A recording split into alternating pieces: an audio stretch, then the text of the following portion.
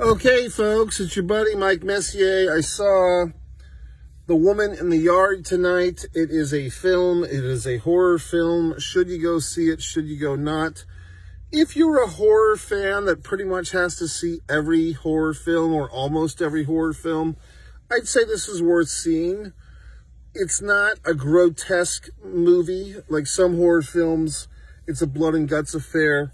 This does have some moments, but it's more of a psychological horror. If you're into like Twilight Zone type of stuff, I think for me, I did like the movie, and I did like the movie, like what it was doing, but I can't say it's the most original film. I don't think it gets any points for originality or whatever. The performances are fine. I wouldn't say they were stellar.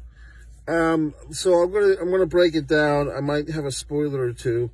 Basically, this is one of those movies that's kind of open for interpretation, but I think by the end of it, I think many of you would agree, if you see it, that The Woman in the Yard is a manifestation of the suicidal thoughts of our mother character, and that didn't occur to me until late in the game. I didn't know what it was supposed to be.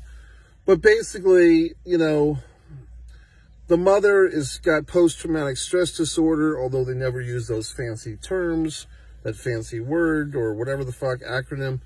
She's all screwed up because she was the causer of this car accident that killed her husband, and the father of their two children, who are now living in the shadows of daddy's death.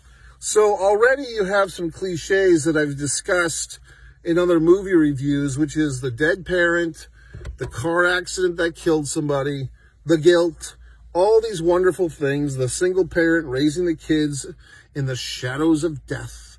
So we've seen all this shit. And then, I mean, a movie that I don't like that most of you marks do, Donnie Darko, which I think is a horrible portrayal of mental illness. But Donnie Darko is a horrible film that people seem to like because it's got this bunny. This movie, it's like The Woman in the Yard, as I said, is the personification of mental illness and specifically suicidal thoughts. If you want to see a better movie than this, see Blood Sugar Sid Ace that I wrote, I directed, I produced, So, MikeMessier.com, One Mike Messier YouTube channel, One Mike Messier on Instagram, One Mike Messier every fucking where. MikeMessier.com. And I say this movie's good, but not great. Watchable, but not a must-see.